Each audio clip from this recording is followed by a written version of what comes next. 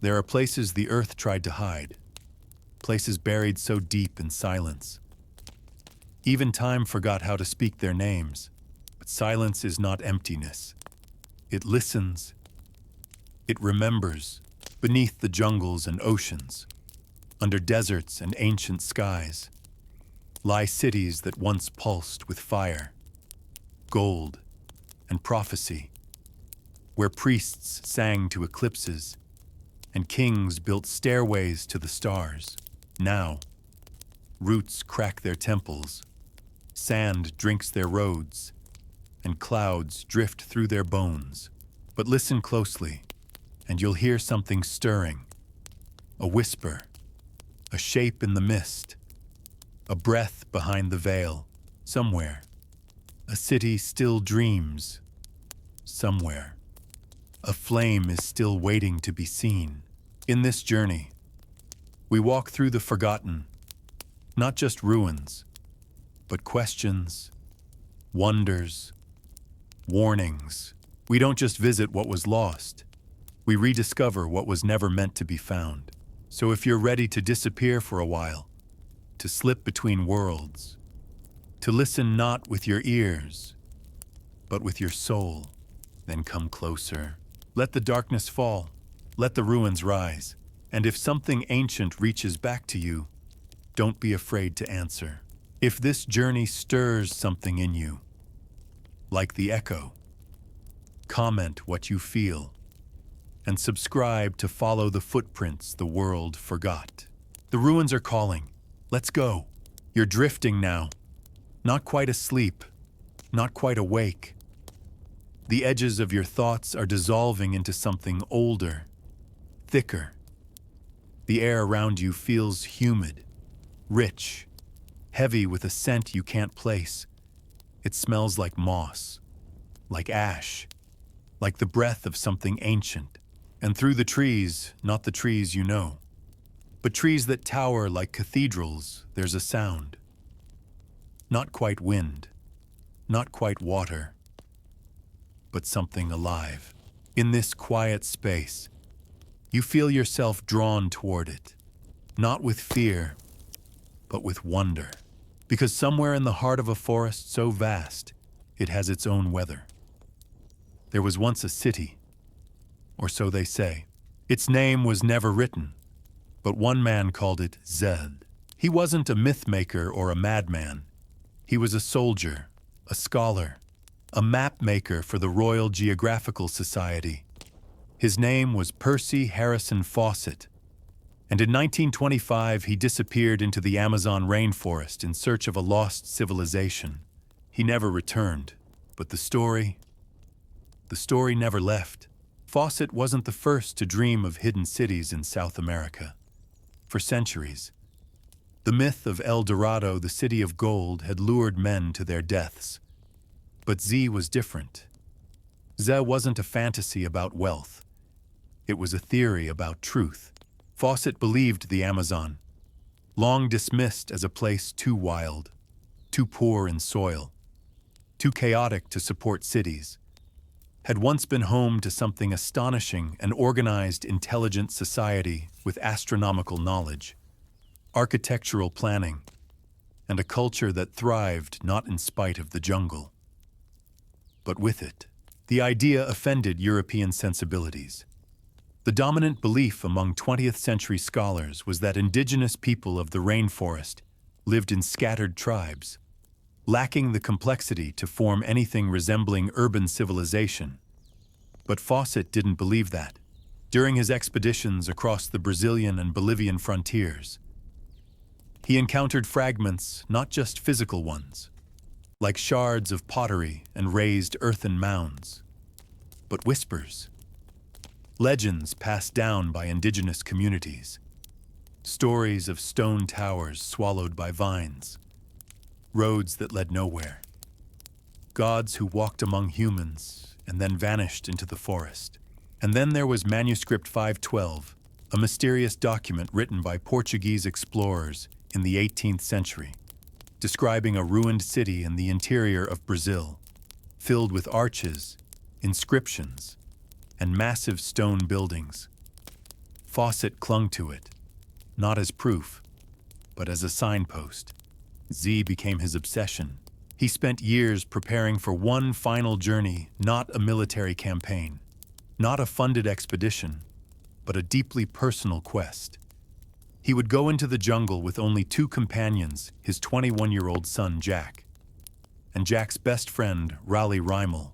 They traveled light, just a few packs, a compass, and their belief from the edge of civilization. They entered a green silence so deep it seemed to swallow sound. Their last message came from a place Fawcett called Dead Horse Camp. In it, he wrote that they were pushing toward what he believed to be the location of the city. After that, nothing. No confirmed sightings, no bodies, no answers. Search parties followed. Some came back empty, others vanished, as if the forest had erased them too.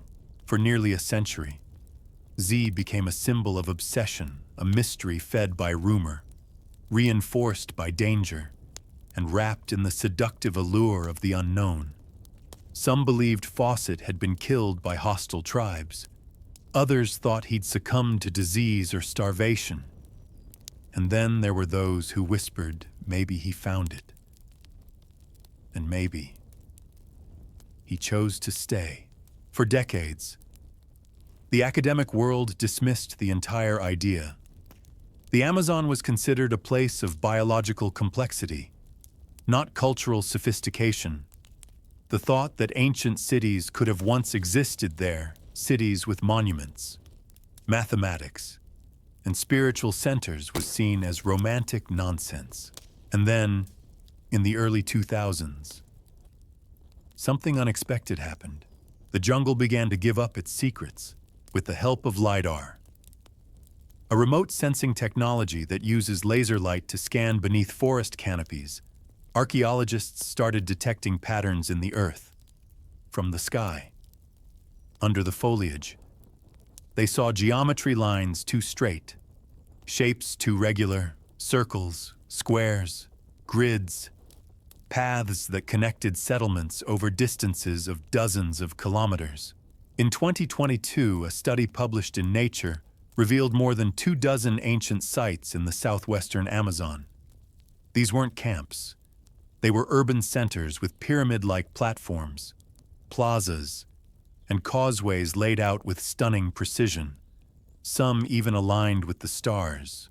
They had been hidden not because they were small, but because the forest had grown over them. Layer by layer, year by year, until their memory had dissolved into roots and soil. And just like that, the myth of Z began to sound a little less like fiction. But it wasn't just the stonework or the layout that astonished researchers. It was the soil itself, in large patches of the Amazon.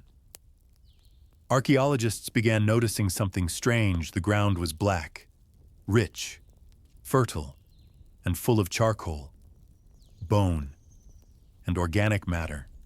Unlike the surrounding acidic soil, this terra preta, Portuguese for black earth, could sustain agriculture year after year. It wasn't natural. It was engineered. Someone, thousands of years ago, had figured out how to make the rainforest bloom. Modern tests show that terra preta still outperforms synthetic fertilizers, and it exists in massive quantities, suggesting not just scattered knowledge, but widespread application. Who made this soil? How many people lived on it, and what else did they leave behind?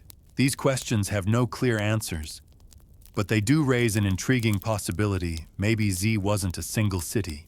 Maybe it was a constellation of cities interconnected, harmonious, and deliberately ephemeral.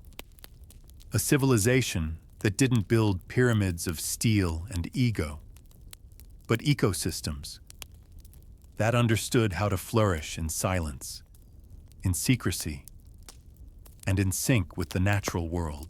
Fawcett may have been looking for a center, but what he might have stumbled into was a network. This reframes everything. The rainforest was not a backdrop to savagery, but a setting for brilliance. an environment that shaped a society so in tune with it. Their legacy was built not to endure in stone, but in soil. Their monuments weren't towers. They were fertility, balance, absence. The city of Z may have survived precisely because it disappeared. There are still those who believe they can find Fawcett every few years.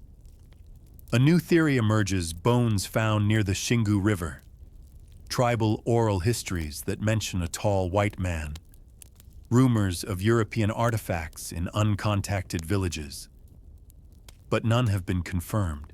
What has been confirmed beyond dispute is that advanced, organized human societies existed in the Amazon long before colonial contact, and that for centuries. The jungle kept their memory intact, just hidden. So what? Then, did Percy Fawcett find? We may never know, but maybe the question isn't what he found. Maybe it's what he became. A voice buried in the forest, a breath behind the vines, a symbol of the ancient truth that some knowledge resists discovery, not because it is lost, but because we are not yet ready to see it. Now, as you lie here, eyes gently closed, you can almost feel it too. Not a sound, but a presence. The canopy above you is thick. The ground below is soft, damp, ancient, and somewhere, deeper still, something is waiting. Not to be discovered, but to be remembered, because Z was never just a place. It was a question the Earth once asked, and is still asking. You're climbing now, but not with your legs. Your mind is ascending gently, weightlessly up into the Andes, where the clouds do not drift past mountains, but cling to them.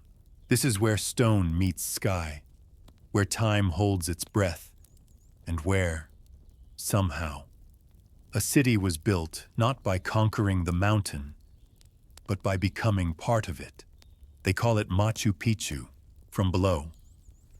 It appears as a dream gray stone terraces curling across the ridges, staircases flowing like water down the slopes, walls that hum with geometry and silence, but from within, it feels like something else entirely.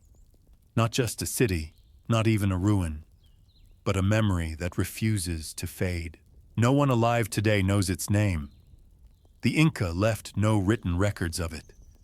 It's as if the mountain itself decided to carry its secret, but the world gave it a name anyway, a Quechua phrase meaning old peak. Machu Picchu was unknown to the outside world until 1911, when an American historian named Hiram Bingham, following a tip from local farmers and guided by a boy named Pablito, arrived at the site. The ruins were covered in moss and vines. Trees grew where plazas once stood. Llamas grazed on what were once ritual terraces. Bingham believed he had found the lost city of Vilcabamba, the final refuge of the Incas.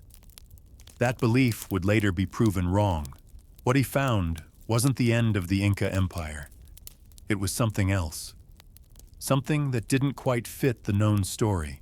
To this day, no one knows exactly why Machu Picchu was built or why it was abandoned. It wasn't simply a fortress. There are no signs of battle, no scars from conquest. It wasn't merely a palace, either. While it does feature fine stonework and royal residences, it also contains temples, ceremonial fountains, agricultural terraces, and a precisely engineered water system that channels the flow of mountain rain like poetry.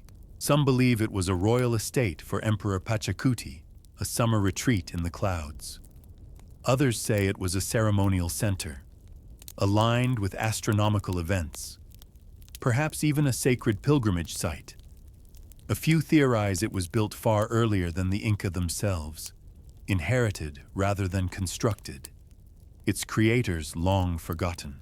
The layout of the city suggests deliberate cosmological design.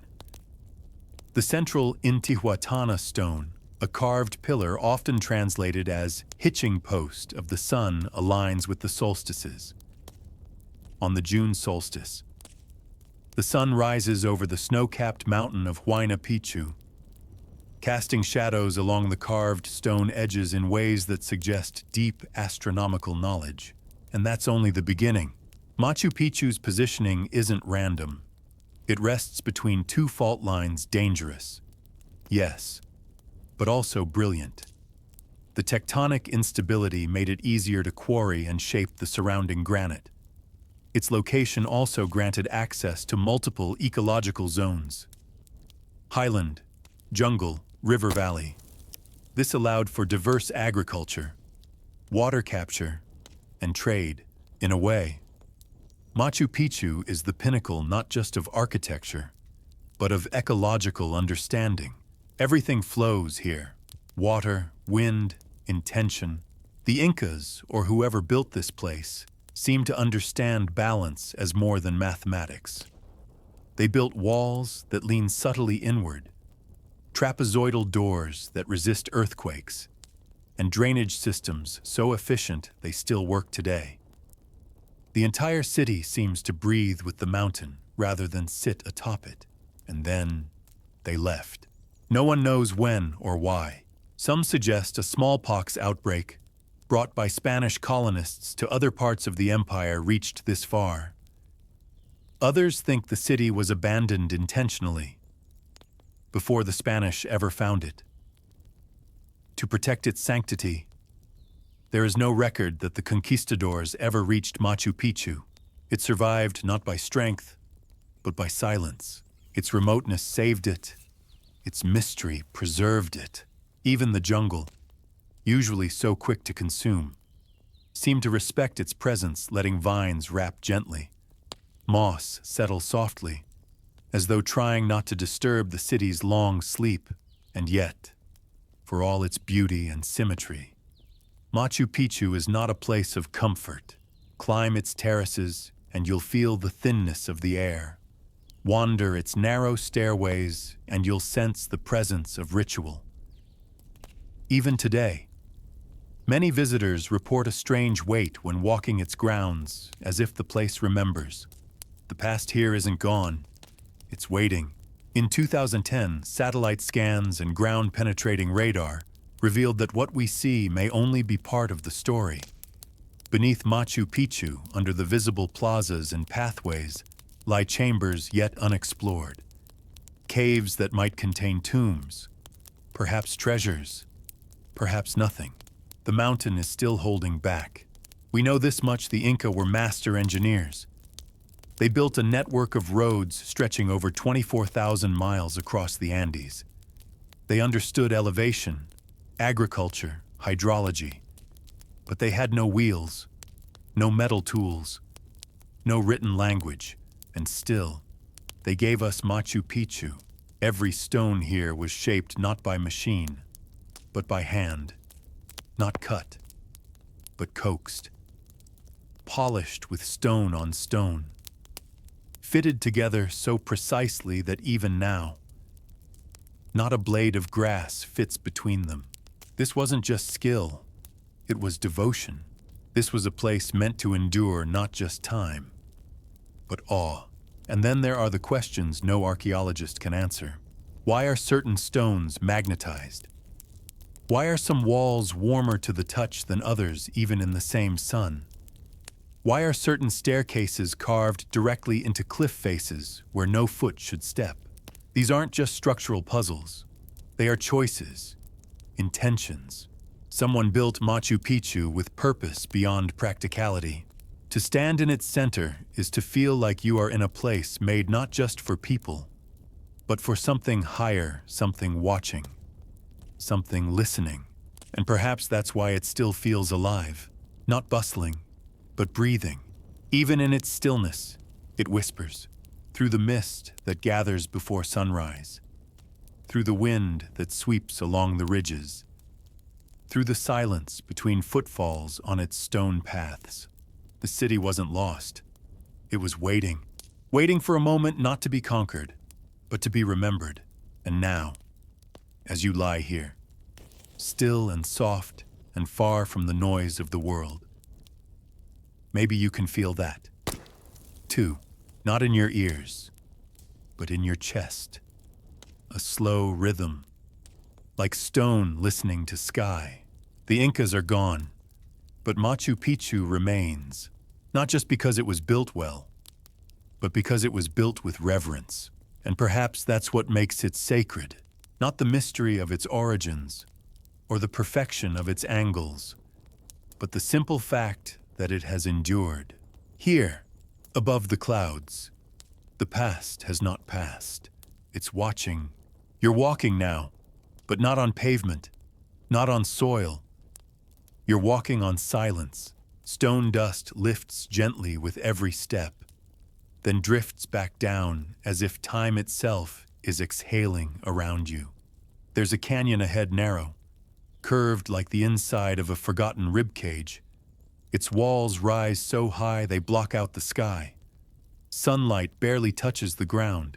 This is the Sikh, a passage carved not by hands, but by water sculpted over centuries by a flood that refused to be ignored.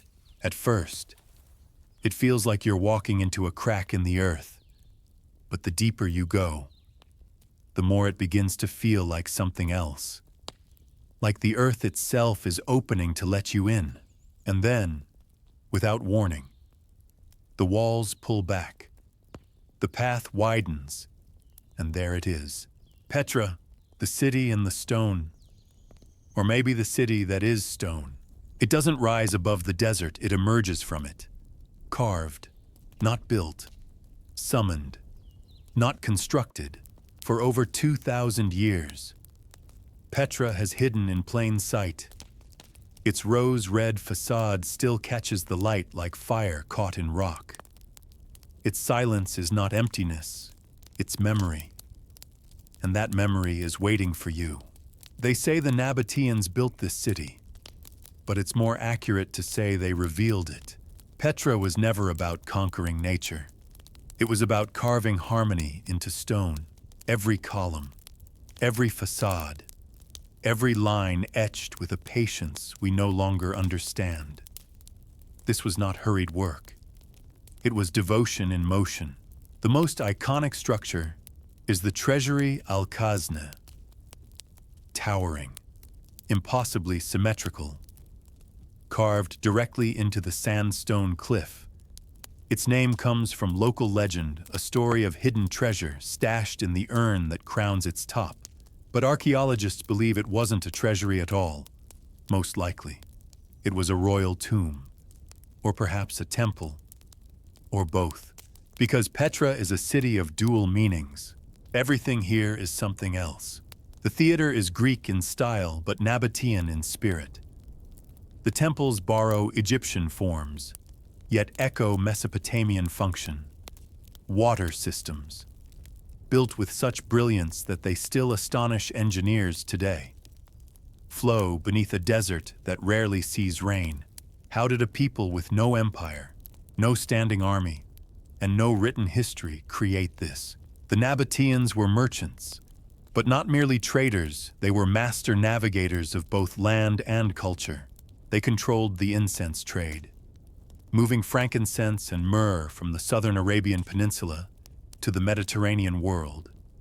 They built Petra at the crossroads of civilizations, a meeting point for caravans, empires, gods, and then they vanished. The Roman Empire absorbed Petra in 106 CE, and for a while, the city continued to flourish, but trade routes shifted. Earthquakes came, and slowly, the city fell into sleep. By the 7th century, Petra had slipped from maps, from memory, from the minds of kings. It was known only to the local Bedouin tribes, who guarded its secrets like sacred inheritance. For over 1,000 years, no outsider entered its gates. It became a ghost city, not destroyed, but withdrawn. Then, in 1812, a Swiss explorer named Johann Ludwig Burckhardt, traveling in disguise as a Muslim pilgrim, persuaded a guide to take him to the ruins. What he saw, what he described in his journals would ignite imaginations across Europe. But even then, Petra resisted understanding. It doesn't give up its secrets easily. It's easy to look at Petra and think it's all facade beautiful but hollow. But if you stay longer, if you listen deeper, you begin to see what's beneath the carvings. This was not a city of show. It was a city of soul. Petra was sacred. Each tomb was aligned with celestial bodies. Each altar faced not just the sky, but the sun at specific times of year. Rituals were performed in high places, on mountaintops, closer to the gods, and those gods weren't borrowed. They were local. Dushara, the chief deity of the Nabateans, was worshipped here long before the Romans arrived. His presence, they believed, lived in the stone itself. That belief that the divine could dwell in rock shaped every corner of the city. To walk in Petra is to walk through theology, not one written in scrolls, but chiseled in silence. There is no one left to tell the full story. The Nabatean language has vanished. Their rituals are lost. Their homes, eroded by time. But what remains are the shapes, and shapes remember. They remember hands pressed to sandstone. They remember songs sung during carving. They remember moments when the stars aligned with temple doors, and someone raised their arms and whispered something to the sky. Some of Petra's most powerful spaces are not the grand monuments, but the ones worn by footsteps, the narrow stairs leading to the high place of sacrifice, the quiet chambers inside the rock-cut tombs, the water channels winding through the mountains, gathering rain from miles away. These aren't ruins, they're veins. Petra isn't dead, it's dreaming. And now, as you breathe slowly, surrounded by stillness, you can feel it, that hum in your chest. It's not the echo of your heartbeat. It's the echo of something older. The Nabateans knew something we forgot. That permanence isn't built by force. It's carved slowly, with care, into things that don't scream but endure. Petra doesn't demand attention. It waits for it.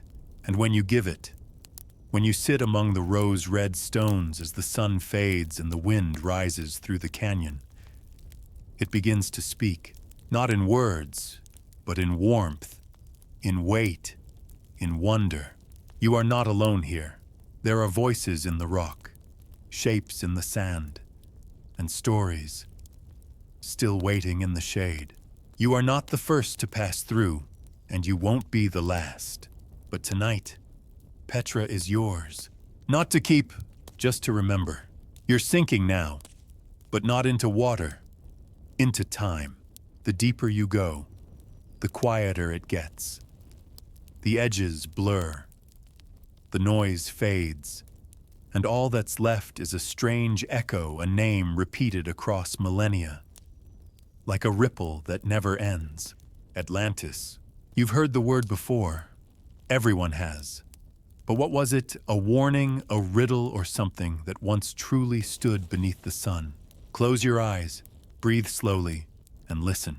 Because long before it became a pop culture cliché, Atlantis was a vision described not by poets, but by one of history's most rational minds, Plato, around 360 BCE. In two of his dialogues, Timaeus and Critias Plato introduced a tale passed down from Egyptian priests to the Greek lawmaker Solon, and eventually to him, a mighty empire, more advanced and powerful than any of its time, had risen in the distant Atlantic.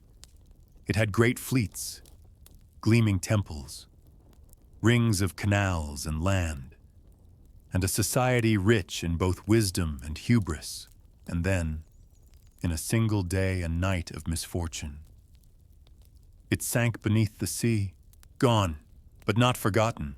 Plato was clear Atlantis had existed 9,000 years before his time. Beyond the Pillars of Heracles, what we now call the Strait of Gibraltar, Some scholars believed he was simply crafting an allegory, a fictional tale warning of the dangers of arrogance and imperial overreach.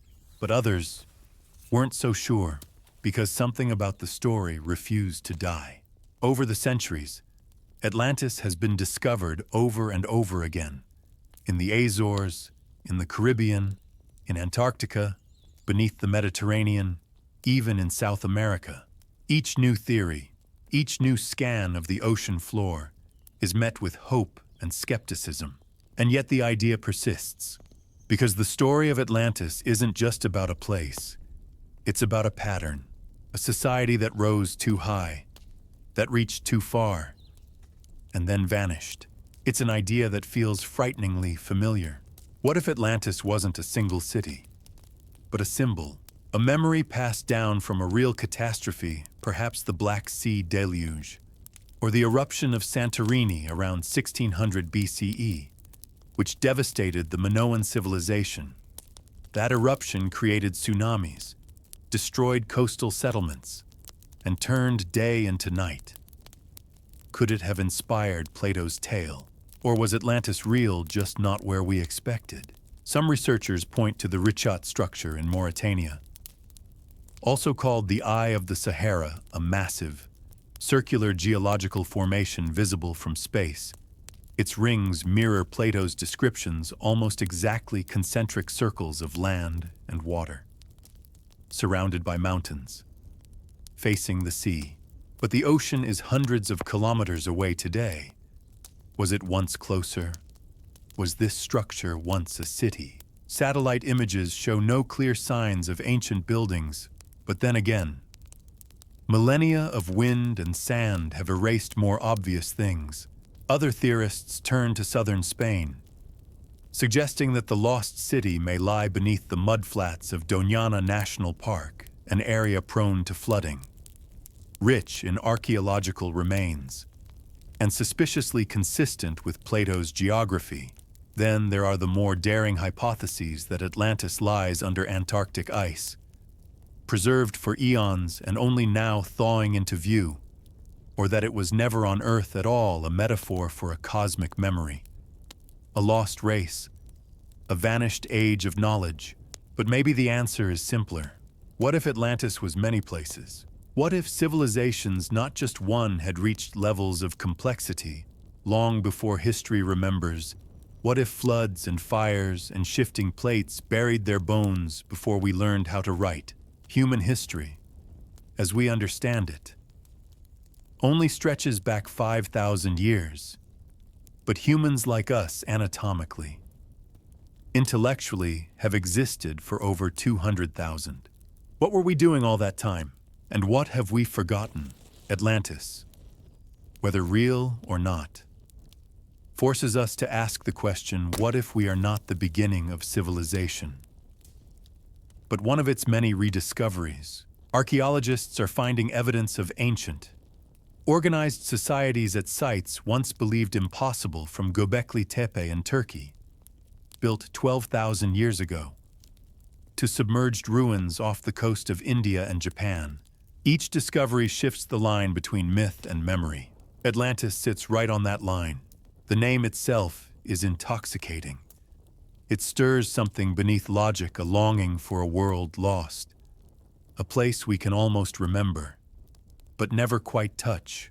It's the ultimate ghost city, one that doesn't exist on any confirmed map, but lives in countless minds, one that might never have stood on stone or soil, but still stands unshaken in story. And maybe that's the secret. Maybe Atlantis was never meant to be found. Maybe it was meant to haunt us, to remind us what we could lose if we forget balance, if we forget humility, if we forget the cost of forgetting. As you lie still now, feeling your breath deepen, feeling yourself drift, the sea begins to rise around you. Not a sea of water, but of time, and somewhere, far below the surface of memory, you see it. White pillars, wide canals, golden statues that have never rusted because they never existed. Or did they? You float above them. You hear nothing but the slow beat of your heart. sinking with a rhythm that feels old. Atlantis isn't asking you to find it. It's asking you to listen, to wonder, to ask what else might be hidden just beneath the surface of everything we know, and to accept that sometimes.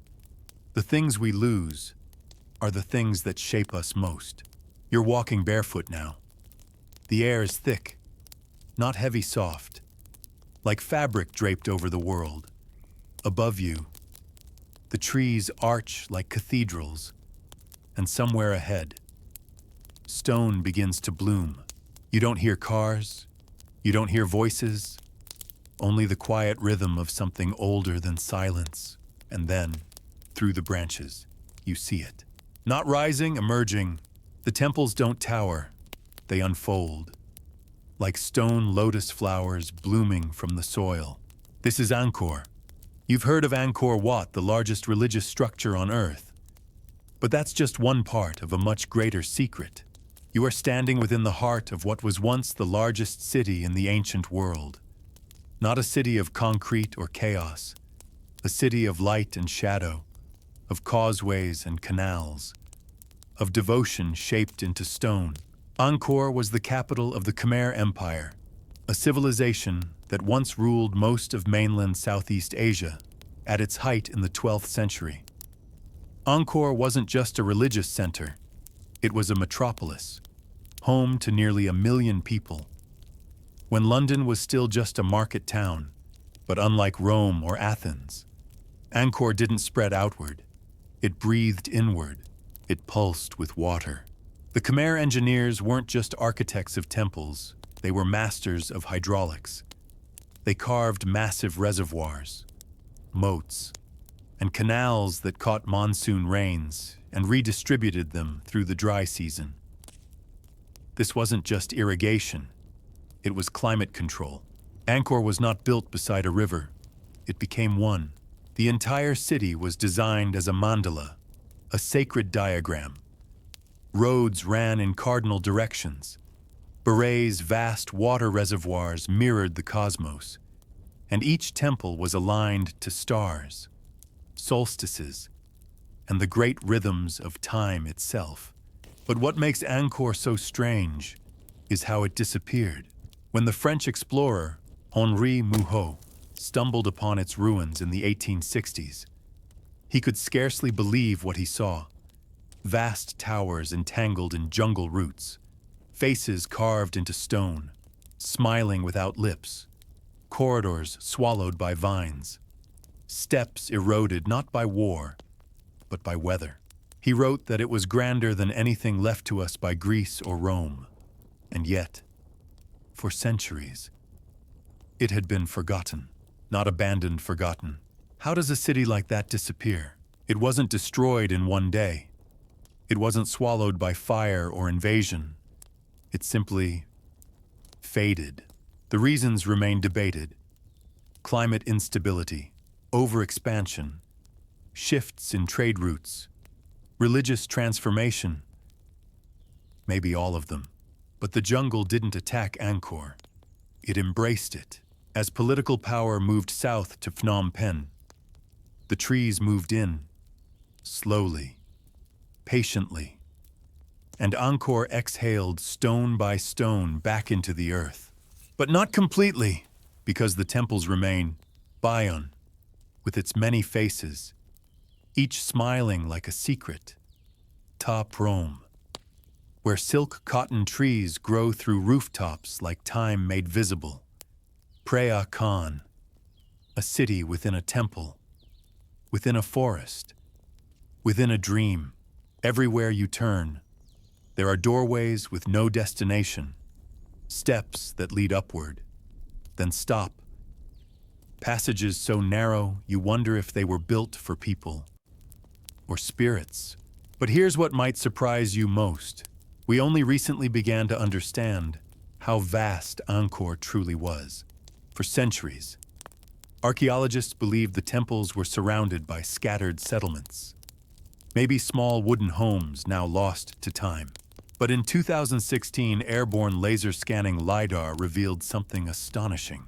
Beneath the forest, hidden under layers of root and soil, lay an entire urban network, grids of roads, neighborhoods, gardens, invisible to the eye, but written in the land.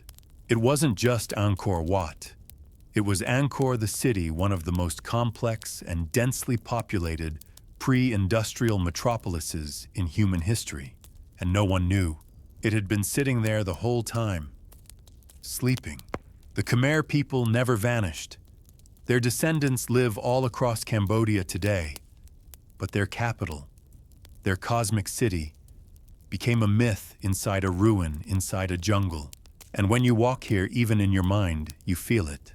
You feel time bending. You feel how small you are, and how immense a civilization can become when it aligns with the sky.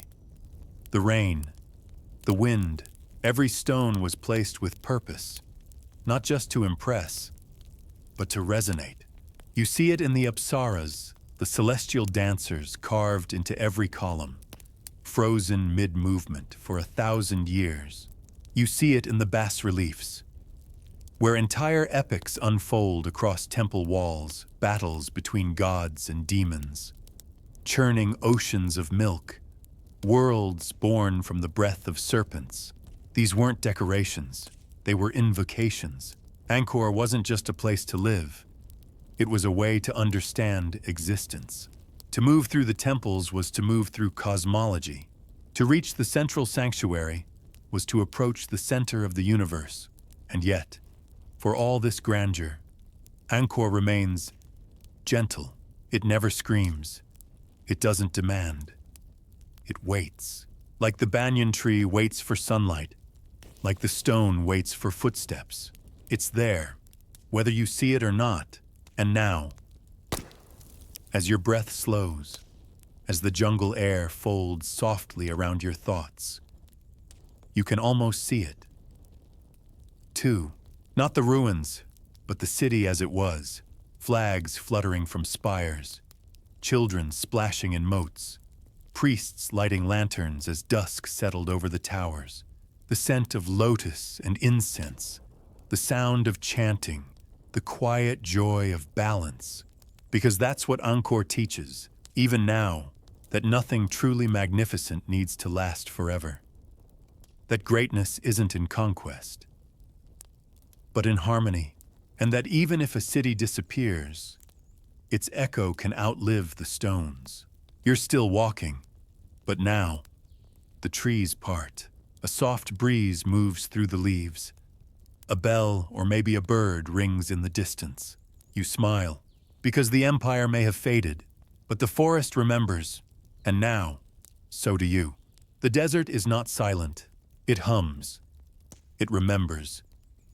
And if you walk far enough away from the river, away from the noise, it begins to speak, not with words, but with warmth, with light, with a strange, shimmering stillness that presses against your skin like breath. And then the wind changes, the sand parts, and something ancient rises into view. It is not a pyramid. It is not a tomb. It is a city. But unlike any other Egypt ever built, it does not honor Osiris. It does not speak of Ra or Thoth or Isis. This is Akhetaten, the horizon of the Aten, the city of the sun god. It was never meant to be hidden. It was built to be seen. Wide, low, open. A city where the sun could touch everything, every altar, every home, every breath. It was the dream of one man, a pharaoh who defied thousands of years of tradition, a man who changed his name, his god, and his world, Akhetaten. He was not like the others. When he came to power around 1353 BCE, Egypt was one of the most powerful civilizations on Earth. Its gods were many, its rituals complex, its temples rich and shadowed. But Akhetaten turned away from all of it.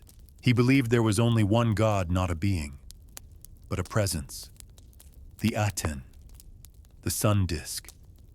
Not the sun itself, but its light, its energy, its life-giving force.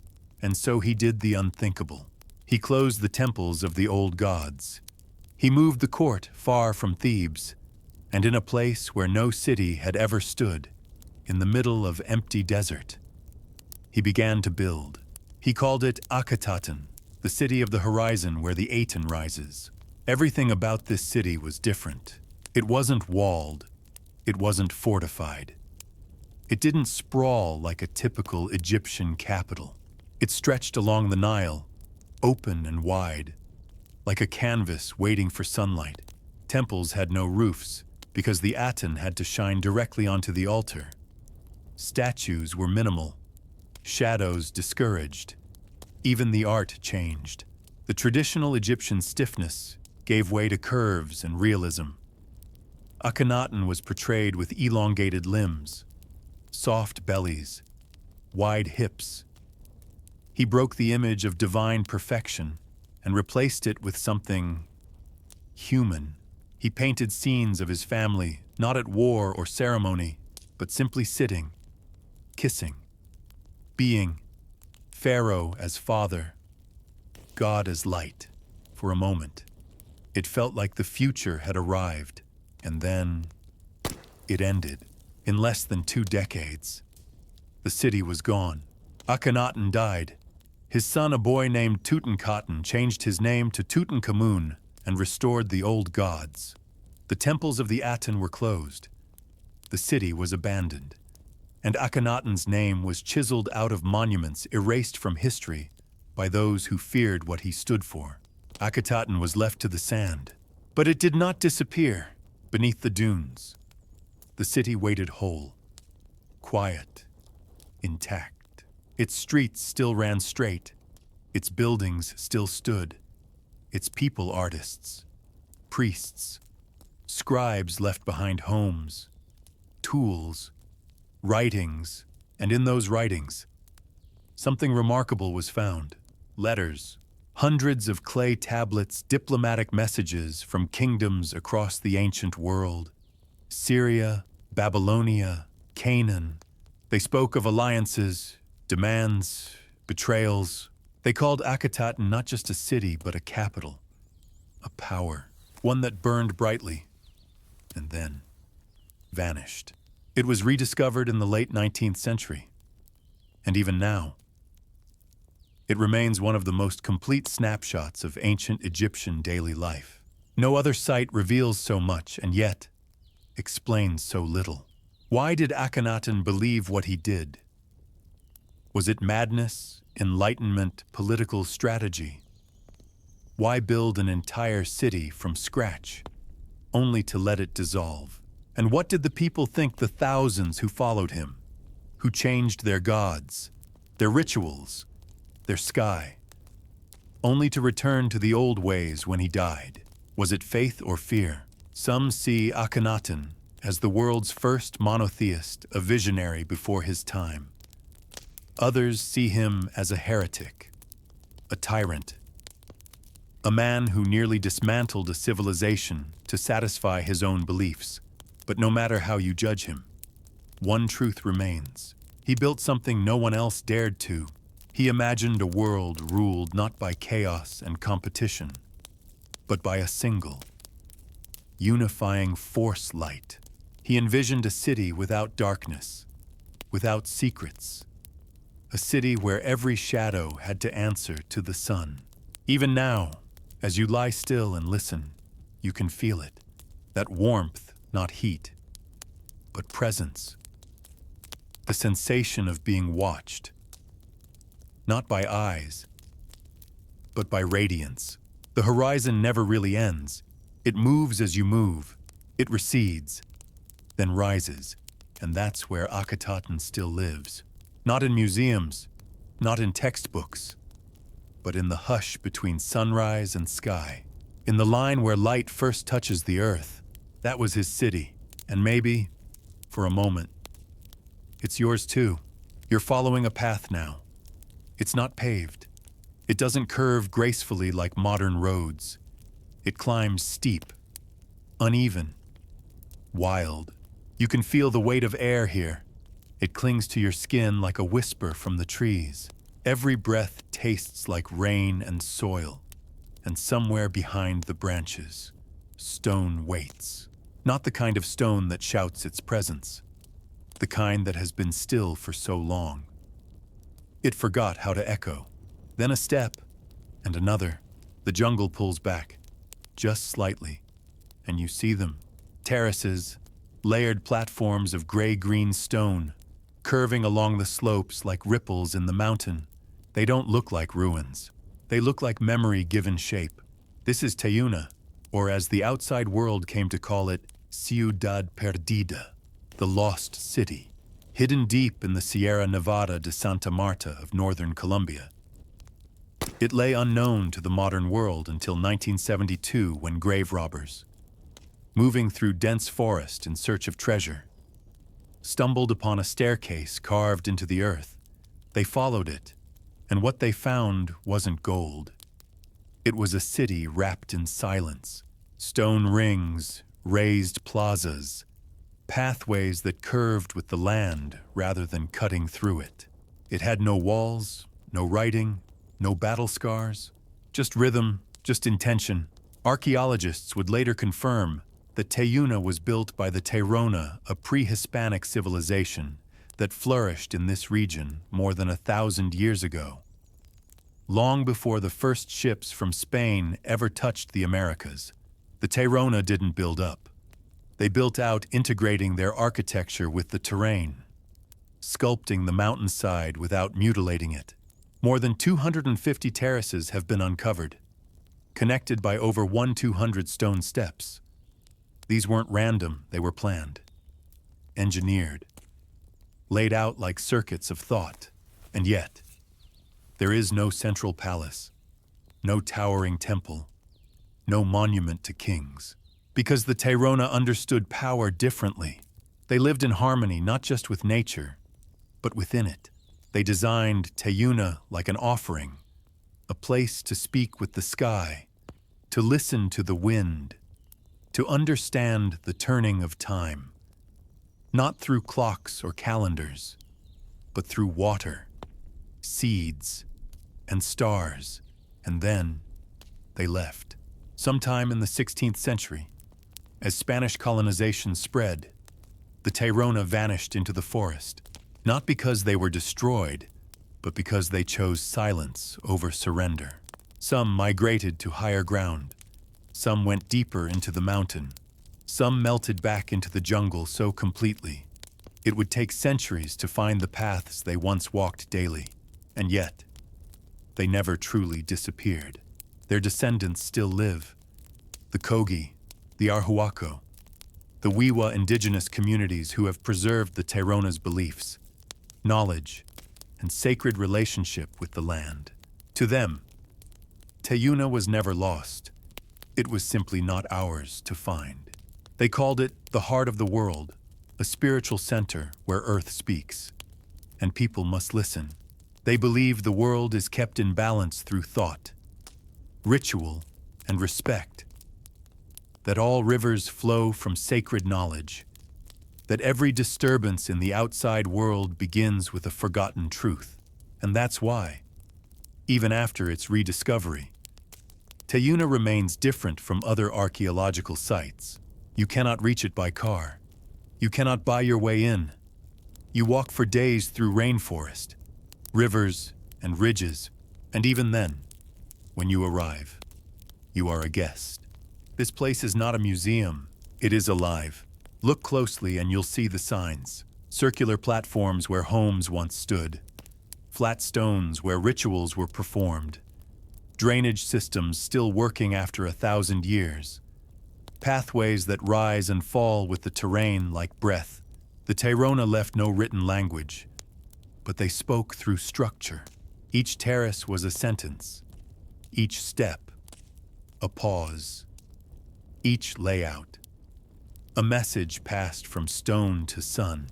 Archaeologists have found ceramics, tools, beads, but more than artifacts, they found alignment.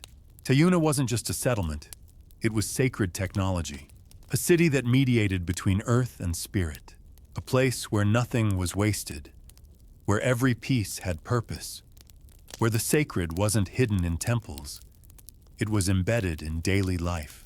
And perhaps that's why the jungle never swallowed it. It covered it, yes, softened it, sheltered it, but it didn't destroy it, because Teyuna wasn't an interruption in nature. It was a continuation of it. And now, lying still, listening with your whole body, you can feel that. The trees aren't looming, they're watching. The wind isn't random, it's returning. There is no guidebook here, no grand narrative, just presence, just stone remembering the weight of footsteps, just air holding the shape of prayers long finished. In the language of the Kogi, the city never died. It just went quiet until someone was ready to listen again. And maybe that someone is you. Night comes softly to this place. It doesn't crash or close in. It simply settles like dust on old brick, like memory returning to stone. You find yourself standing in a place where symmetry hums beneath your feet. Streets form perfect lines, crossing one another with quiet purpose, not by accident, not by erosion, but by design. No empire flag flutters. No king's statue glares from a pedestal. And yet, this city was once among the most advanced on Earth. They called it Mohenjo-Daro. The name means mound of the dead. But nothing about this city feels dead. It feels paused, like someone meant to return, but never did. Located in modern-day Pakistan, on the banks of the Indus River, Mohenjo-Daro was built over 4,500 years ago, around the same time as the pyramids of Egypt and the temples of Sumer. But unlike those places, Mohenjo-Daro wasn't obsessed with grandeur. It was obsessed with balance. Everything here feels eerily modern. A street grid, blocks upon blocks of precisely aligned homes and alleys. Underground drainage, the world's oldest known sanitation system. Multi-room homes, some with private wells and indoor toilets.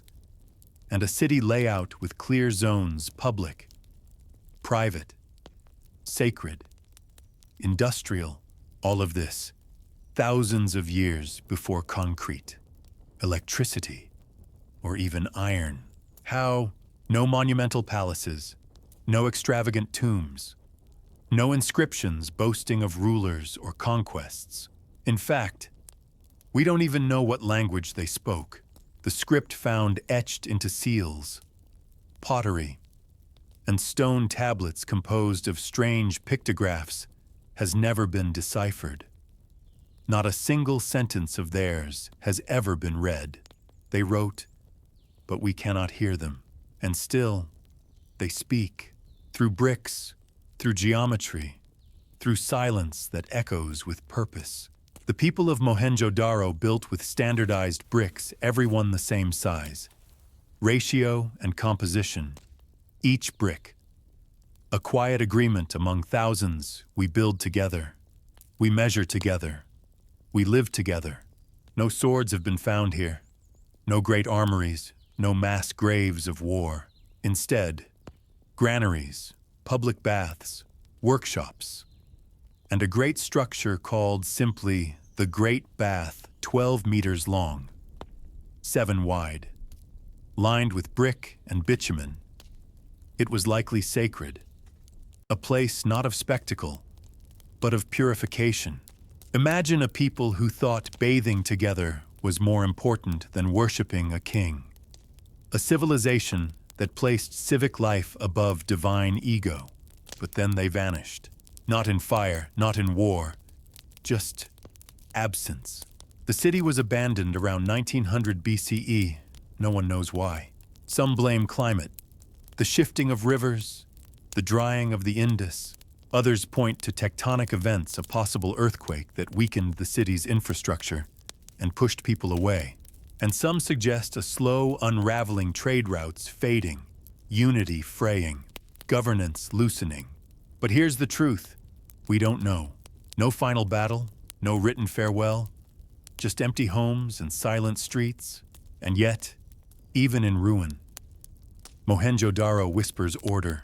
Archaeologists uncovered over 700 wells, one for every few households.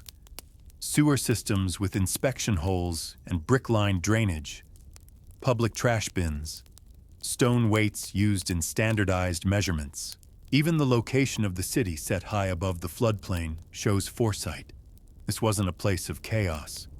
It was a civilization of engineers, and they left no statues of gods, just seals carved with animals, geometric symbols, and a mysterious figure seated in a yogic pose.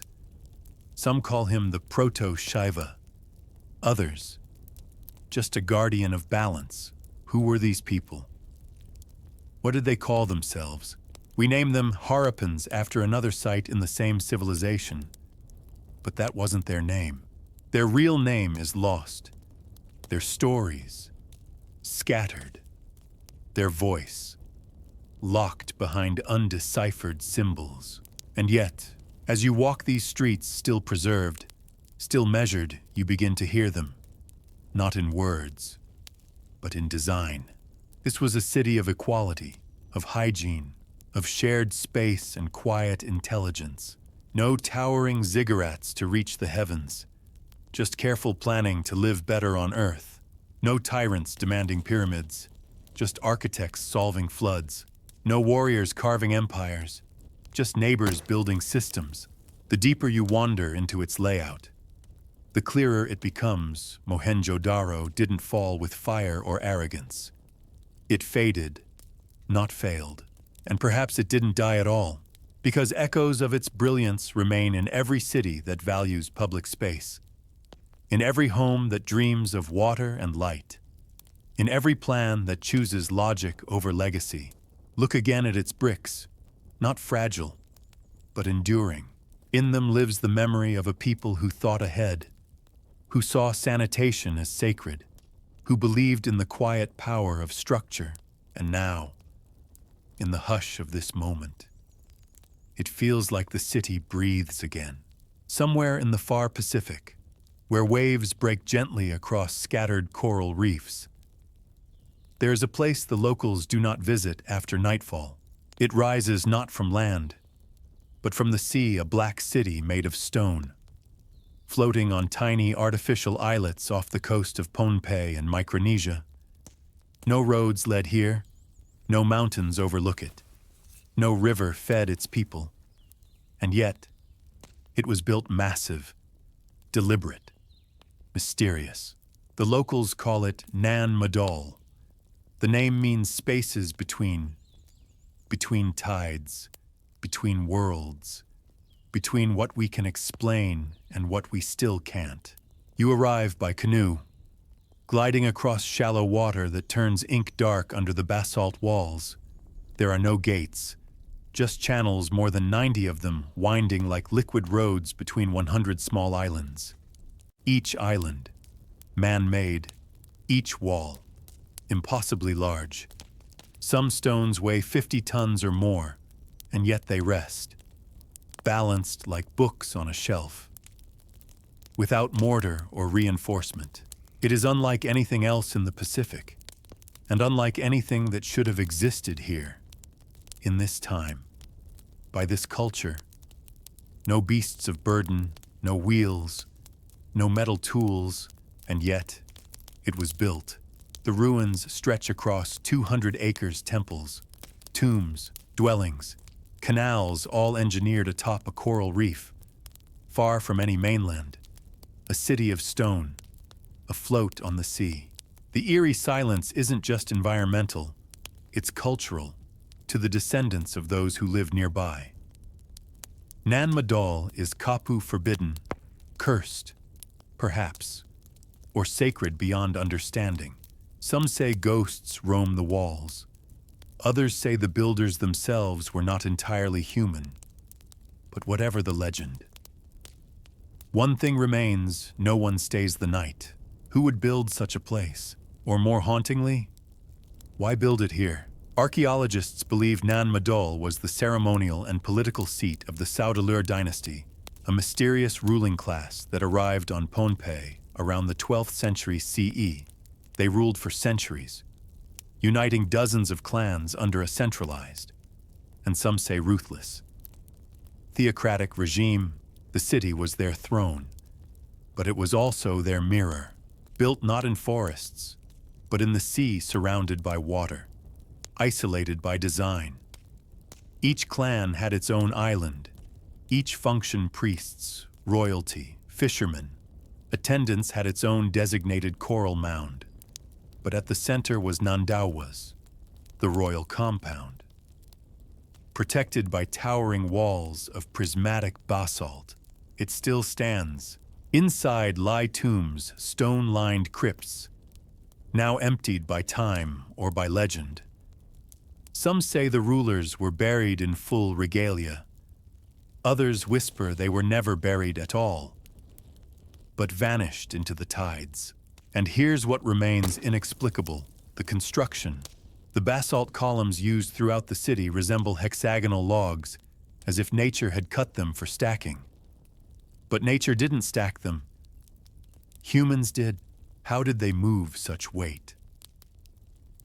From where the nearest quarry is on the other side of the island, dense with jungle and elevation, the stones would have needed to be transported across terrain, then rafted over ocean swells.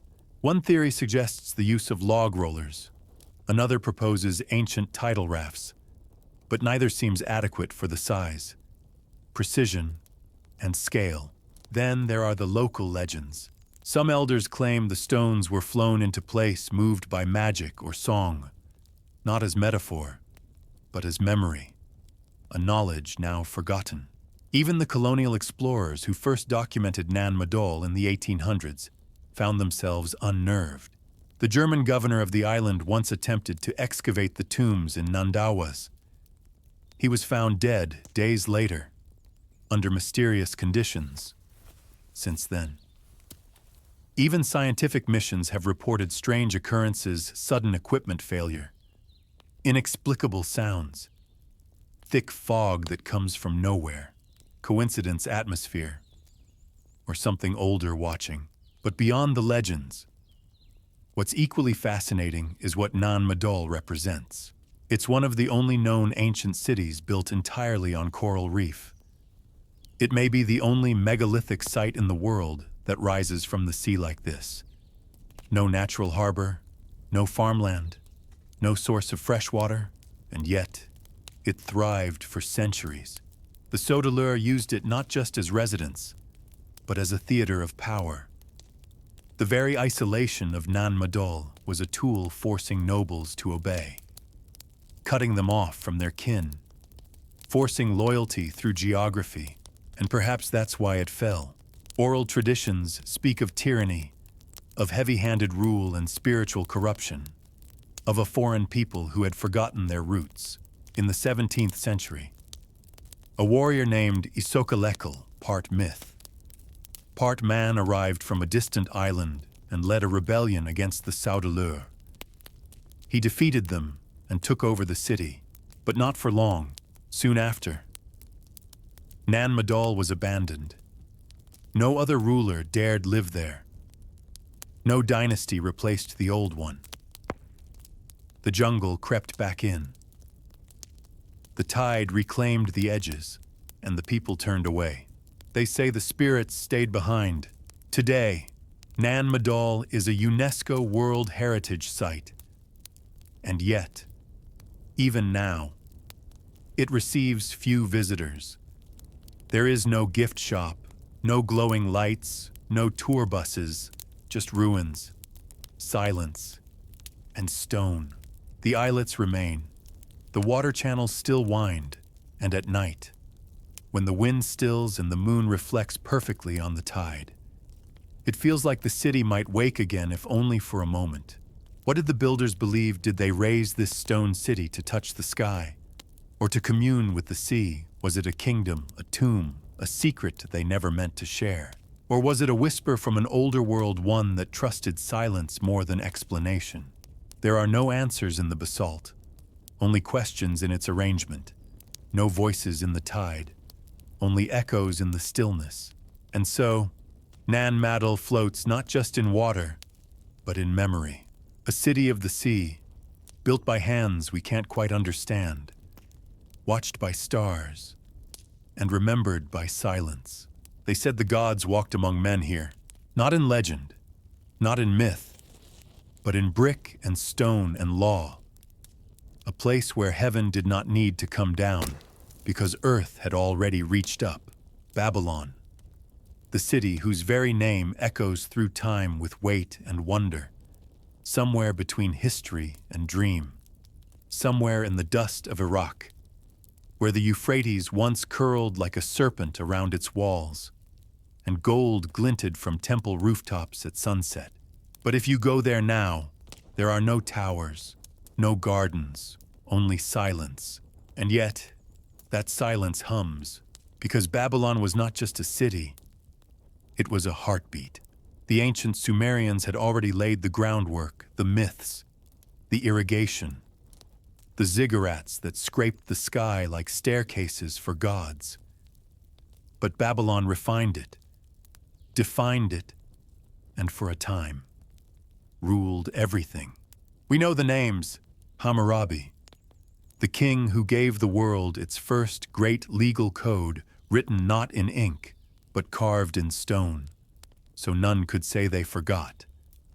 Nebuchadnezzar II, the builder king, whose vision turned Babylon into a city of awe, a glittering capital where wealth and worship walked hand in hand.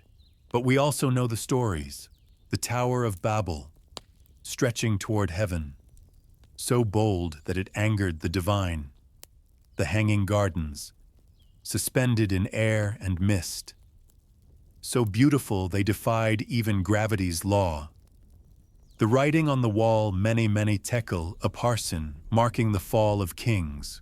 And we wonder, how much was real, how much survives? The truth is tangled, part clay tablet, part scripture, part ruin buried beneath centuries of empire and invasion. But let's try to see it. Let's step into that ancient gate. You would have entered through the Ishtar Gate, its bricks deep cobalt blue, adorned with lions, bulls, and dragons all gliding in eternal procession. Not just decoration, symbols, each creature sacred, each color divine. Above the gate towered walls thicker than belief, wide enough for chariots to race atop, stretching dozens of feet high and miles in circumference. Inside, a city of deliberate order, wide avenues lined with shrines, courtyards where incense hung in the air. A ziggurat, possibly the inspiration for Babel, rising in layers, built to bring priest and sky closer together. And somewhere, maybe, the hanging gardens. We don't know where exactly, or even if they were here. Some scholars say they were built in Nineveh instead, a mix-up of memory. Others insist Nebuchadnezzar built them for his queen, who missed the mountains of her homeland. A love letter made of stone and water, with terraces and trees reaching toward the stars. But what we do know is this Babylon was real, and it wasn't just powerful. It was magnetic. Merchants came from the Indus, envoys from Egypt, astronomers who watched the skies with terrifying precision. They charted Venus, they calculated eclipses, they named constellations we still use today. This was not a city lost in ignorance. It was a library in stone. And yet, no matter how high its towers climbed, Babylon would fall again and again. The Assyrians invaded, then the Persians, then Alexander the Great, who dreamed of restoring it to glory. But even he died too soon, leaving only plans in the sand. The city faded. Its bricks were stolen to build other kingdoms. Its temples collapsed. Its name became a warning in scriptures, a symbol of decadence, of pride, of judgment. Babylon the Great. The book of Revelation says, mother of harlots and abominations of the earth. It's ironic, because for many, Babylon represented the peak of civilization, an urban marvel, a city of science and law. But for others, it became a cautionary tale, a place where man dared too much. Maybe it was both. Maybe that's what makes it eternal. In 1899, German archaeologists began unearthing its bones, layer by layer. The sand gave up its secrets, cuneiform tablets, remnants of palaces, fragments of the Ishtar Gate. They even reconstructed the gate in Berlin's Pergamon Museum, brick by original brick. But here's the strange part. Even as they excavated it, they couldn't quite grasp it, because Babylon is not just buried in earth, it's buried in imagination. It's a city whose ruins lie in Iraq, but whose name lives everywhere, in songs, in sermons, in conspiracy theories, in quiet fears of what happens when ambition climbs too high. They say the city still calls out. When Saddam Hussein ruled Iraq, he tried to rebuild parts of Babylon, laying modern bricks atop ancient ones, carving his own name beside Nebuchadnezzar's. A bold move, a dangerous one. Some believe he awakened something old, a curse, a cycle. Wars came, bombs fell, Babylon suffered again, and now it waits. Today, there are plans to revive it not as a throne of empire, but as a site of wonder, to open its gates to visitors, to teach its stories, to honor what it meant. But there's hesitation too, because Babylon doesn't surrender easily. It resists full understanding. Its gods are silent, its towers are dust, but its name still trembles with meaning. And maybe that's the point. Some cities live in maps, others in memory. But Babylon lives in warning, a place where law was carved, and gardens may have floated, where kings dreamed they were divine, and languages were scattered like leaves, where you can still walk the broken roads today and feel, somehow, that you are not alone. The gods may have left, the people too, but something waits there, in the bricks, in the dust, in the air. Something that remembers when humans thought they could rise high enough to meet the stars. The desert does not forget. It may seem empty, endless, shifting, but beneath its dunes, it remembers. Every buried bone, every lost city, every caravan that once moved across its skin like shadows on silk. They called it Ubar, the city of pillars, the Atlantis of the sands. Somewhere in Arabia, they said. It had flourished trading in frankincense, commanding empires of wealth until one day, the sands opened up and swallowed it whole. Was it punishment from above? Was it the greed of kings, or just the shifting hand of time? No one could say for sure, but the legends persisted in the Quran. Ubar may be known as Iram Dat al-Imad, Iram of the lofty pillars, a people so proud, so powerful, that they defied the divine. And so, it was taken from them. Generations would tell the tale of an advanced city lost in the most unforgiving desert on earth, the Rub al-Khali, the empty quarter, and the world listened. In 1930, explorer Bertram Thomas heard whispers of the city while crossing the sands with Bedouin guides. They spoke of a place cursed by God, where no man should tread, a place buried beneath dunes that moved like waves. He never found it. But the idea stuck. Then came Wendell Phillips, a swashbuckling American archaeologist. In the 1950s, he led expeditions through Yemen and Oman, following camel tracks, ancient texts, and Bedouin riddles. Still, Ubar eluded him. Some said it was just a myth, a mirage, a metaphor for fallen pride. But the desert kept its silence until 1992. That's when NASA's Space Shuttle Endeavour flew over southern Arabia and pointed its radar at the dunes. And something stirred beneath the sand. Satellite imagery revealed faint lines tracks radiating out like spokes from a wheel. Ancient trade routes. Routes that converged at a single point. The team on the ground, led by archaeologist Juris Zarins, followed those ghost roads to a place called Shisur in Oman. There, amid the blistering heat and silence, they began to dig, and what they found was stone, walls, a collapsed fortress, artifacts, evidence of a once thriving outpost where caravans had passed, where incense had been stored, where people had lived and watched the stars. Was it Ubar? That depends on what you believe. Some say yes, this was the legendary city, now proven real. Others argue it was just a stop along the trade route, a fortified oasis, not a capital. The truth, as always, is buried in debate. But one thing is certain, something happened here, and it happened long ago. Frankincense was once more valuable than gold. Harvested from trees in southern Arabia, its scent was used in temples, burned for kings, and traded as far as China and Rome. Ubar, if it existed, was a hub of this trade, a gateway between desert and sea, between gods and merchants. And like all cities born of luxury, it was also vulnerable. Perhaps overuse drained its wells. Perhaps an earthquake shattered its foundations. Or perhaps the sands simply shifted one day and never stopped.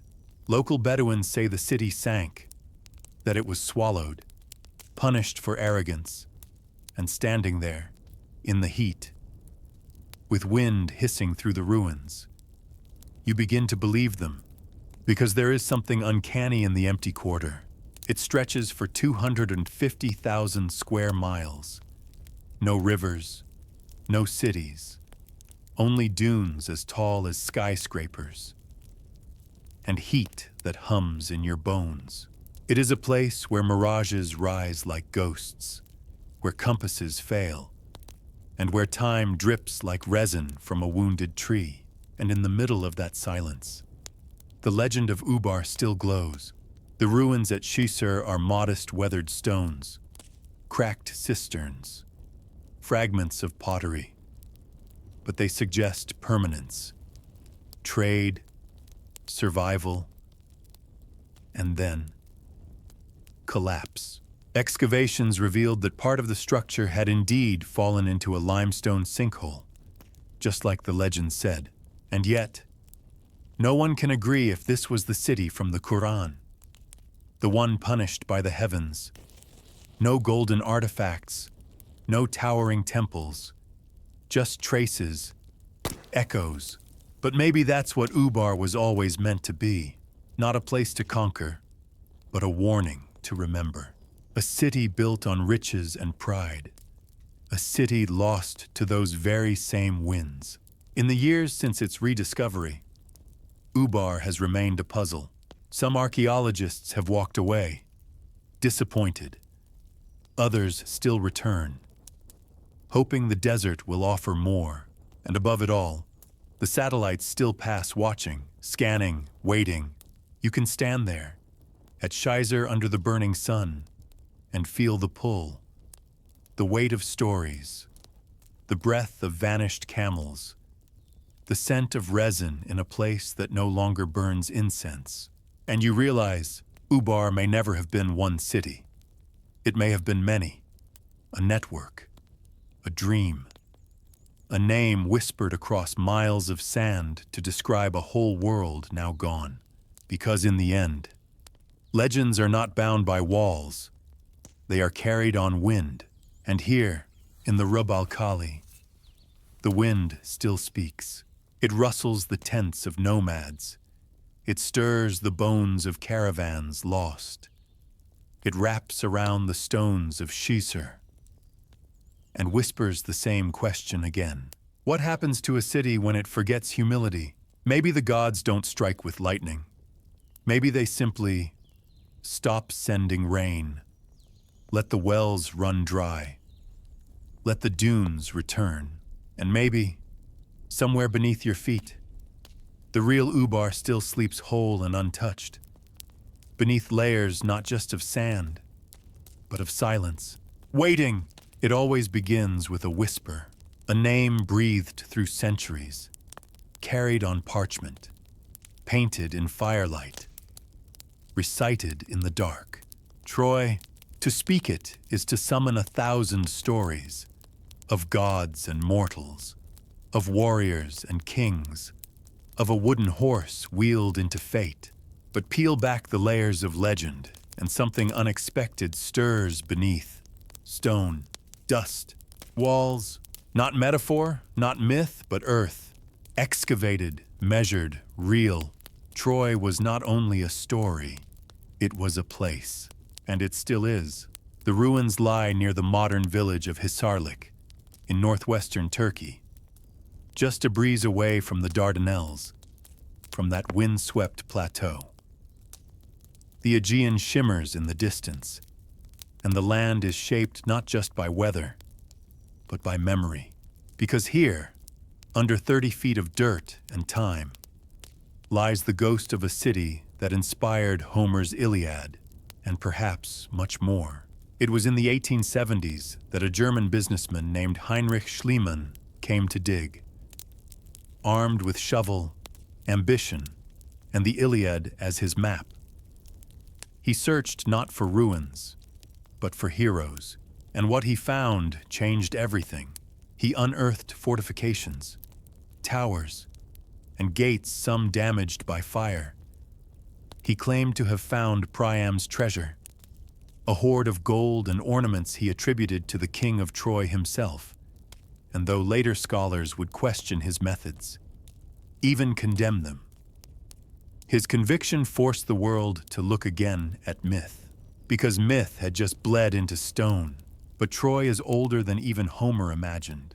Excavations have revealed not one city, but at least 9 layers of settlement built, destroyed, rebuilt again. The oldest goes back to around 3000 BCE. Some layers are grand, with thick walls and planned streets. Others are modest, small towns caught in the storm of empires. And somewhere in that archaeological stack, most scholars believe it is Troy 6 or Troy 720. There was a city around 1200 BCE that burned. Walls tumbled, arrows flew, bodies fell. And someone remembered, not just in stone, but in song. The Iliad, written centuries later, is not history. It's poetry. But poetry can carry truth. There was a war. There was a city. There was a fall. But the reasons may have been less romantic than Helen's face. Troy was positioned at a choke point, a city of trade, wealth, and strategic power, controlling access between the Aegean and the Black Sea. It was a prize worth taking. And in the late Bronze Age, when empires were toppling like dominoes, Troy may have been caught in a conflict far larger than a quarrel over love. Some suggest the Mycenaeans attacked it. Others think sea peoples or internal collapse played a role. The truth, buried beneath layers of history and ash, may never be fully known. But the fire is real. It blackened walls. It left bones in the dust. It ended a chapter, yet it did not end the story, because the story had just begun. Even after its destruction, Troy rose again. Romans revered it. Emperors traced their lineage to it. Virgil, writing the Aeneid, imagined Aeneas fleeing Troy to found the bloodline of Rome itself. Troy became origin, Troy became destiny. And the horse, the great deception rolled into the gates, became the symbol of cunning, betrayal, and divine retribution. But there is no archaeological evidence for the horse. No wood, no wheels, just echoes. Was it real or allegory for siege engines, or simply the poet's device to end the tale with grandeur? No one knows. And yet, standing in the ruins, among broken columns and windswept stone, it feels almost possible, because this is a place where memory distorts, like heat on marble, where a broken staircase could have once led to Hector's chamber, where a patch of grass might have been stained with the fall of Achilles. It's easy to dream here. In the 20th century, further excavations brought new precision. Carl Blagan, an American archaeologist, uncovered houses and streets, evidence of an actual thriving settlement. Later still, Turkish and international teams restored parts of the citadel. Tourists now walk where gods once whispered in Homer's lines. But the question still lingers. Where does myth end and history begin? Is Troy the city of divine wrath and heroic duels? Or was it just one more Bronze Age city swept up in the chaos of collapsing civilizations? Maybe it's both. Maybe what survived is not just architecture, but story. A story told so well, it refused to die. Because humans do not remember facts. We remember drama. We remember grief. We remember love and revenge and loss. And if enough people believe a story, repeat it, carry it, we start to wonder if it ever wasn't true. Troy teaches us that memory can take root in dust, that even ashes can sing. As the sun sets over Hisarlik, the ruins glow pink.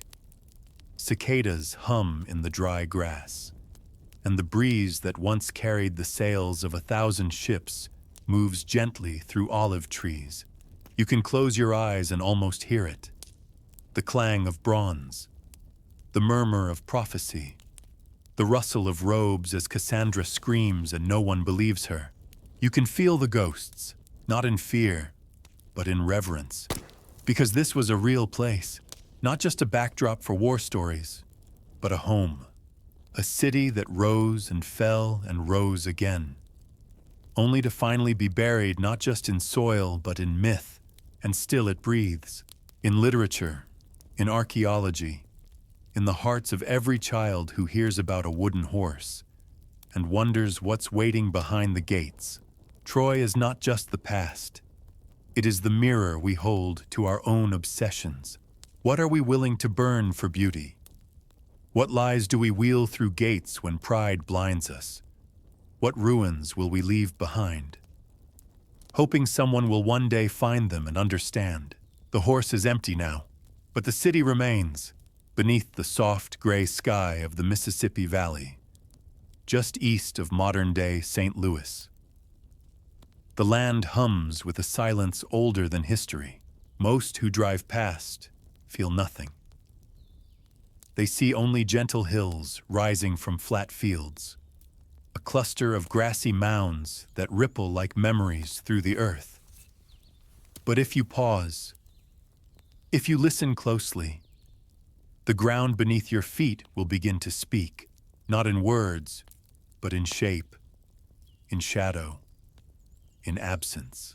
Because this place, Cahokia, was once the largest city north of Mexico, a metropolis of earthen pyramids, wooden palisades, astronomical alignments, and tens of thousands of people. And yet, few outside of scholarly circles even know its name. There are no stones carved with kings' names, no golden tombs, no myths that survived intact. And maybe that's what makes Cahokia so haunting. Its greatness lived and breathed and then faded, leaving behind only soil, scars, and silence. But there was a time, not so long ago, when this quiet corner of Illinois was the heartbeat of a civilization.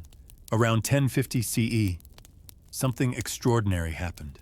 A community that had existed for centuries suddenly exploded in size. Villages clustered into a grand center.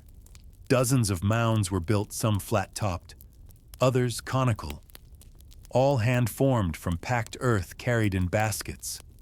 The tallest of them, Monk's Mound, still stands today, 100 feet high, dominating the horizon like a memory that refuses to vanish. At its peak, Cahokia may have had 20,000 residents, more than medieval London at the time. And yet, they had no metal tools, no beasts of burden, no written language, only knowledge, design, and vision. The city was laid out with purpose. Its central plaza was vast, possibly used for ritual, trade, or political assembly. The great mounds aligned with celestial events, the rising sun on the equinox, the lunar cycles, the paths of stars. Archaeologists found evidence of a massive woodhenge, a circle of cedar posts used like a giant solar calendar. They tracked the skies. They spoke through geometry, and at the center of it all, Monk's Mound likely held a structure, a temple, or the home of a ruler whose authority blended power, ceremony, and the divine. But Cahokia was more than elite mounds. It was alive. Its people farmed corn and squash, gathered nuts, hunted deer and waterfowl. They crafted shell ornaments, built thatched houses, and formed tools from stone and bone. Traders arrived from as far as the Great Lakes, the Gulf Coast, and the Great Plains. They came not just for goods, but perhaps for stories, rituals, marriages, and meaning. This was not an isolated anomaly. It was a hub, a center of culture so vast that its influence rippled outward across the continent. And then, it vanished. By 1350, Cahokia was largely abandoned. No signs of conquest, no epic battle, no sudden volcanic ash layer or flood, just departure. People drifted away. The great plazas grew quiet. The mounds slowly softened in the rain, and the forest began to reclaim its dominion. What happened? Scholars have theories: climate change, overpopulation, deforestation, disease, political unrest. Some evidence suggests the land was overworked trees cut for homes and fuel, soil eroded by farming, water polluted by human waste. Massive floods may have destabilized the city's structure. Internal strife may have fractured leadership, but no definitive answer has ever been found. It is a silence that resists explanation. Some believe it wasn't a fall, but a transformation. That people didn't die out, they moved, dispersed, carried fragments of Cahokia's world into new towns, new lives, leaving behind only the bones of their city. And yet, what was forgotten was almost entirely erased. European colonists arrived centuries later and never imagined that these mounds were the remnants of an advanced indigenous civilization. For generations, myths claimed they were built by Vikings, by Phoenicians, by the lost tribes of Israel, anyone but Native Americans. The truth was too inconvenient for colonial imagination. Only in the 20th century did archaeologists begin to peel back the layers with precision. Carbon dating, soil analysis, careful excavation of burial mounds and domestic spaces. They found tools, infant burials, ceremonial objects, signs of trauma. In one mound, over 50 young women were buried at once, possibly sacrificed. Nearby, a man was laid to rest on a bed of shell beads, surrounded by retainers. This was not just a city of agriculture and trade, it was a city of mystery and belief, of death rituals, of power, of celestial awe. And the people who built it were not vanished. They were ancestors of the Osage, the Mississippian descendants who still tell stories of sacred mounds, spirit paths, and the people who came before. Today, Cahokia is a UNESCO World Heritage Site, but it is still under-visited, still under-taught, still half-forgotten. It doesn't appear in most school books. Its name is rarely spoken alongside Machu Picchu or Angkor, and yet, it is older than both. There is no temple still standing, no columns to marvel at, only grass, sky, and the feeling that something immense once happened here. Sometimes, the most powerful ruins are the ones that hide in plain sight. Because Cahokia doesn't shout, it waits, it hums. And if you stand on Monk's Mound at sunrise, your breath rising like the morning mist, you might understand why they built it. You might feel the rhythm beneath your feet. You might hear, in the wind, the echo of a city that dreamed the stars could be measured and brought down to earth, high above the jungle floor, where the forest breathes in mist and birds call through drifting clouds. A rock rises from the earth like a memory that refused to sink. Its flanks are sheer, unforgiving. Its summit is scarred, carved, and crowned with the remnants of a forgotten dream. This is Sigiriya Lion Rock, not just a fortress, not just a palace, but a declaration. It was built by a man who feared the ground beneath him, a king whose crown was born from blood, somewhere around the 5th century CE. A prince named Kassapa watched his father. King Datusena of Anuradhapura ruled Sri Lanka with order and devotion, but Kassapa was not the rightful heir. That title belonged to his brother, Moggallana, born of the queen, Kassapa, the son of a lesser consort, bore royal blood but not enough of it. And yet, hunger has a way of sharpening ambition. In a palace coup as swift as it was brutal, Kassapa seized the throne. His father was murdered, walled up alive, some say, sealed behind stone by the very son who had once called him teacher. Moggallana escaped to India, and Kassapa, now king, knew the price of betrayal was not just power, it was fear. He turned away from the ancient capital and fled to the heart of the island, seeking safety not in diplomacy or alliances, but in height in stone.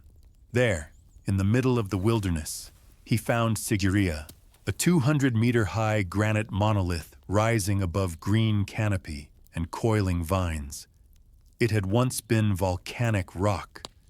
Now it would become his throne. He ordered something the world had never seen, a palace not beside water, or within a city but upon the sky. Workers carved staircases into the stone. They built walls that hugged the vertical cliffs.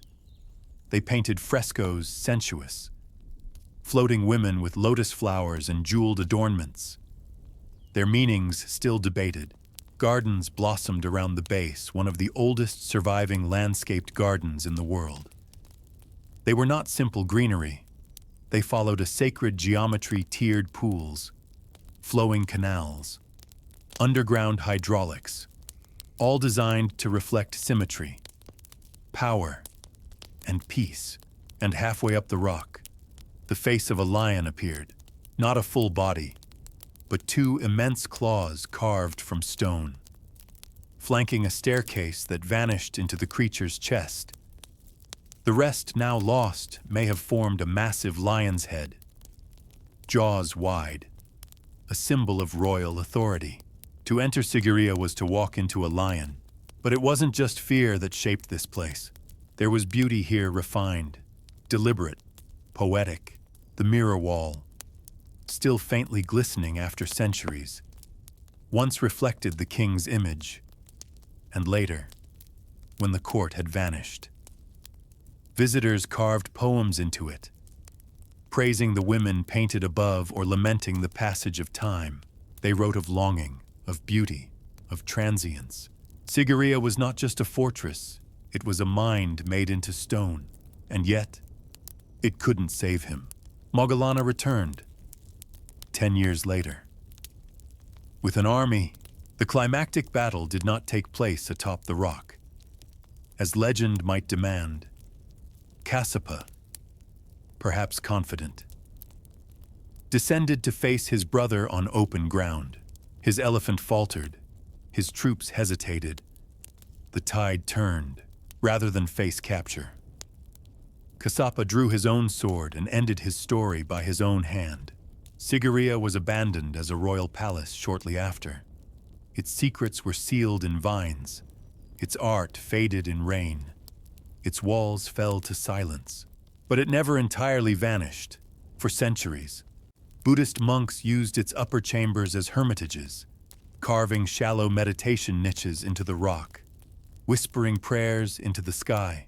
Today, when visitors climb the narrow staircases, metal now, clinging like spider silk to the cliff face, they pass murals that survived centuries of monsoon, vandalism, and time. They reach the lion's paws. They cross the flat summit, where ruins remain stone foundations, pools, gardens dried by the sun, and they feel the wind. It howls, softly, not like a scream, but like breath, as if the rock itself remembers. Some still debate what Sigiriya really was. Was it a fortress, a palace, a symbolic seat of divine kingship, or even, as some suggest, a Buddhist monastery long before Kassapa claimed it? Its timeline is fluid, and its origins stretch further back than the written record. But what remains is the feeling that someone once believed this place could make them untouchable.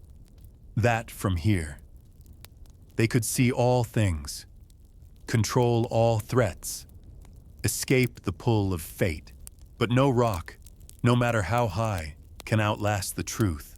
Sigiriya is what's left when ambition turns to legend, when fear builds art, when betrayal carves beauty, when a king tries to become more than mortal and leaves behind a masterpiece in the process. In the fading golden hour, as shadows stretch long across the jungle canopy, the rock turns red with the sun, and just for a moment, you can almost see the lion's head once more, not in stone, but in memory, waiting. They say it vanished in a single night. No slow decline, no siege, no final stand, just silence. Then water. The sea came not like a thief, but like judgment. This was Helike, a proud and ancient city once nestled on the northern shore of the Peloponnese, in what is now Achaea, Greece. It had stood for centuries, its people trading across the known world, its gods revered, its coins bearing the image of Poseidon trident raised, lord of sea and storm. But that devotion did not save them. The year was 373 BCE, in the cold grip of winter. The earth shifted. The ground beneath Helike cracked. The sea rushed in, and by morning, the city was no more. Its temples, homes, its markets and statues all swallowed, entombed beneath mud and salt water. No survivors, no mercy. Just a story passed down, again and again. Through trembling voices and wary eyes, travelers came later, centuries later, and claimed to see remnants beneath the waves. Fishermen avoided the area. Speaking of curses, even centuries after, Roman geographer Pausanias wrote of Helike as a place still drowned, still visible in the clear waters below. But no one found it, not for 2,000 years. And in that long forgetting, something strange happened. The tale of Helike began to change.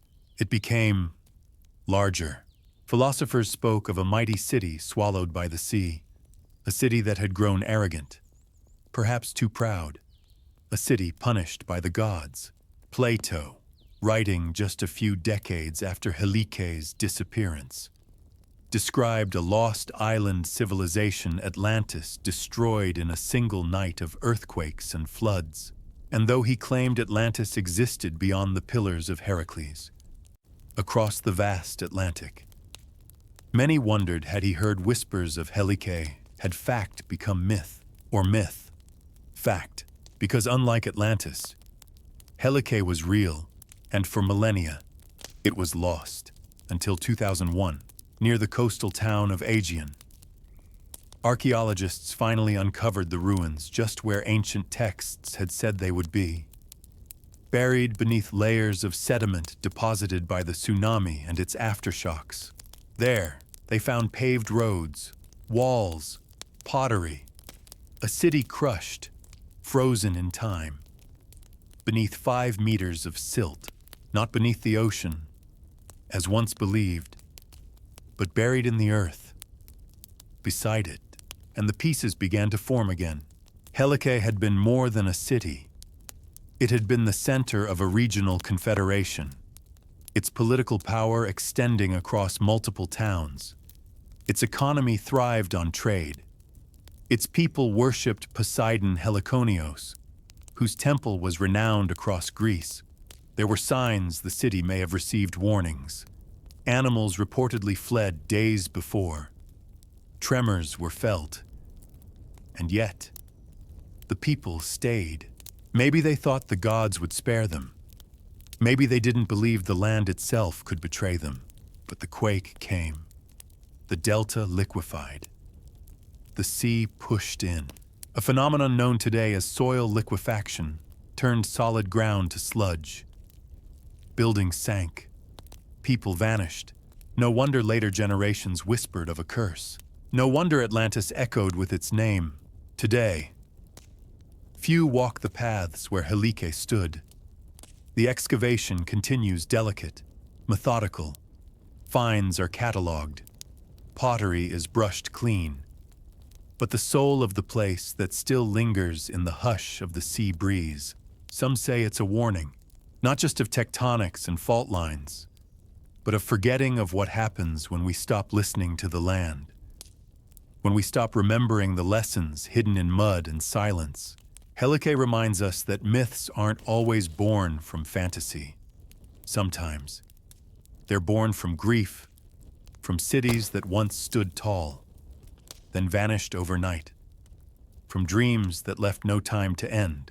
And so, as the stars shimmer above the Gulf of Corinth, and the waves lap softly against an unseen grave, a question remains: how many more stories, buried in silt and memory, still wait to rise again?